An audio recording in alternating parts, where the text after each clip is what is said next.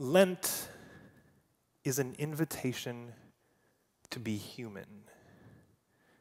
Lent isn't easy. It's easy to avoid our humanity. It's easy to tap and swipe and tune out the world around us, earbuds firmly implanted into our eardrums. It's easy to walk with a tunnel vision, inadvertently ignorant to the world that's literally within arm's reach. It's easy to focus on being a persona rather than a person, favorites and likes rather than friends and loved ones. It's easy to turn any reflective surface into our own magic mirror, telling ourselves that we surely are the fairest of them all. It's easy to walk a mile without feeling a single step. It's easy to think about what you're feeling, a disembodied existence lived from the neck up. It's easy to masquerade as someone pretending to be human. It's difficult to embrace our humanity, to be someone we already are, to suffer and celebrate, to weep and rejoice, to live and die. It's difficult to admit our mortality, to find our place in the order of things, to admit that entropy affects even us. It's easy to ignore suffering. It's difficult to look at it, touch it, even embrace it. It's easy to clean your forehead. It's difficult to feel the weight of it crowned with ashes. It's easy to find your life and end up losing it.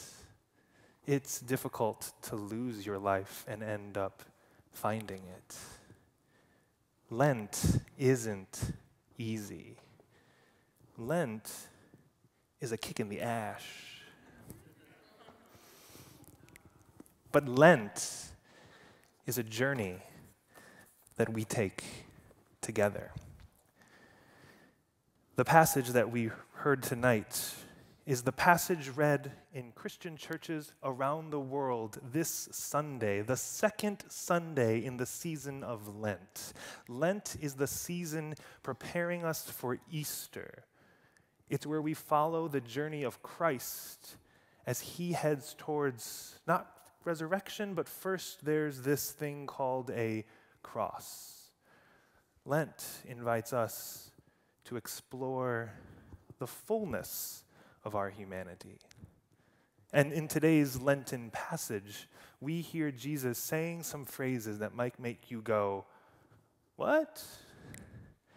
Take up your cross and follow me." No, thank you, I'll go the other way. That does not sound too comfortable. You see, I've got decades of biological evolution hardwired in me to avoid pain and suffering. Anyone else got that going on? If it hurts, I'm going this way. Where is the party? Bring on the chips and salsa, please. Yet a closer look, a deeper reflection on this passage has led me to wonder, well, what exactly might Jesus be inviting me into?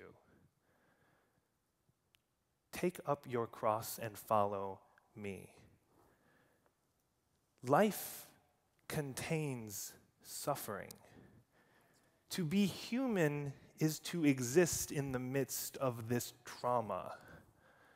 And so when Jesus invites me is a great word to remember, invites me to come follow him on this way that means I might have to pick up my cross. Jesus is saying this way of following me, it's not always going to be easy. Sorry about that if that's what you thought. But this way of following Jesus just might help you discover what it means to be human. Because to be human is to celebrate and suffer. So what Jesus is inviting me into here, to take up my cross, is to discover my full humanity, not just the half with chips and salsa. Suffering is a part of the journey. Now, recently I spent some time serving as a hospital chaplain. Suffering is a part of that journey. The cells in my body at the atomic level that wanted to go the other way had to knock on the door and say, "Hi, my name is Chaplain Kast-Keat. Would you like to talk with a chaplain today?" They often said no, but I could still get them talking. But I remember times when another chaplain, a friend of mine, Adrian, he had a floor primarily filled with cancer patients. And I'll never forget the time we're sitting in the chaplain's office and he's looking at the charts seeing, "Hey, Jim, there's this 23-year-old on my floor I'm going to go visit. Would you like to come along? I bet she would love to meet another young chaplain." And I said, "Oh, that could be fun. What's going on up there?" He's like, "Well, she has cancer." "Oh, I have to go someplace else right now." Following Jesus means I walk into the room with the cancer patient. Following Jesus means I'm honest with myself when the people in my life, the people in our lives suffer, when we suffer. Following Jesus does not just mean you run the other way, but following Jesus means we're following a Jesus who's already there in that room waiting for us to join him. One patient, she had a toe missing, and she was worried that her foot might be next. When the toe was removed, that led to an infection, which led to a bone infection, which they thought might mean her foot had to go next. There's not a whole lot you can say when the person you're sitting with just wants the pain to end, but being present with the suffering around us just might remind us of the breadth and the fullness of our humanity. Or another patient who had been in the hospital for 2 years, a refugee needing dialysis, no place to go but the public hospital where no one is turned away. Sounds like Middle Church. Talking with this man, reading poetry every other day, talking about quantum physics and the difference between Catholic and Protestant theology. Yes, he was one of my favorites. We also talked about the reality of his future. And when he would say to me, "Well, I've lived a long, good life," and then laugh, I thought, either he knows something I don't, or he's completely ignoring it.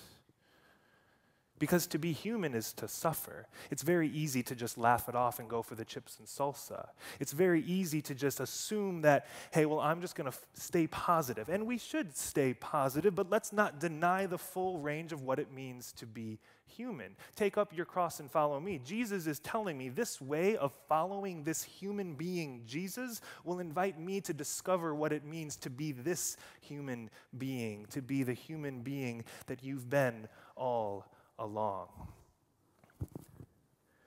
You see, when we suffer, I think one of two things typically happens: separation or solidarity. Sometimes when we suffer, we separate ourselves. We separate ourselves from the suffering. We separate that from ourselves. We don't want to have anything to do with anyone. But at other times, something truly sacred takes place, truly human takes place. This moment of solidarity, the two most life-changing words, "me too." You aren't the only one who suffers, because suffering is what it means to exist in this world. It doesn't make it easy, but knowing that the person next to you is next to you means you can make it through. It's as if in God's household there is a rule, and that rule is the buddy system. 2 by 2, perhaps, is a good mentality to keep in your mind. Or imagine those moments in a coffee shop, at a kitchen table, around a campfire, sharing stories, and you realize the stories that someone else is sharing. Show me your despair, yours, and I'll tell you mine. That you realize this suffering, this way of following Jesus, these moments of hearing the echoes of our humanity on someone else's lips, they remind us that we're human. All of us. Even the parts, especially the parts that I'm hardwired to avoid. Life is both celebration and suffering. Life is filled with moments that we will rejoice, and the buddy system still applies. And life is filled with moments that cause us to wail. Lent reminds us that this journey will have some pain.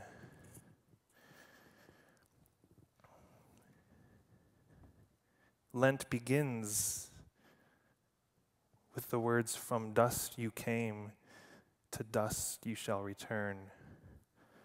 From ash you came, from ash you shall return." Lent reminds us of our mortality, but it also reminds us that the God who loves you is making you whole. Lent is a kick in the ash, meaning that's what we are, dust and ash. We're just a collection of atoms billowing around. But Lent kicks us in those atoms. It says, yeah, you are. You're a human. Don't forget it. Now, some might say, you're a human. I'm downplaying it. No. You're a human being, truly alive, breathing in and out, thinking conscious thoughts, going to sleep at night, having dreams, walking outside, feeling the snow, saying all sorts of words in response. You are real. And these moments of agony, of ecstasy, of weeping, of rejoicing, that's what it means to be human. Take up your cross and follow me.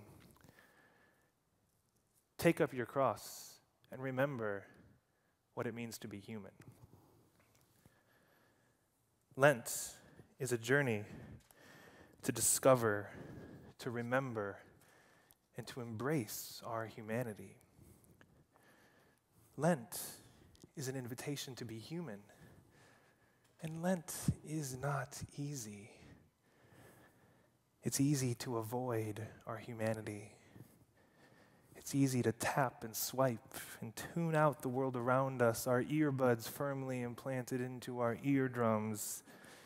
It's easy to walk with a tunnel vision, inadvertently ignorant of the world literally within arm's reach.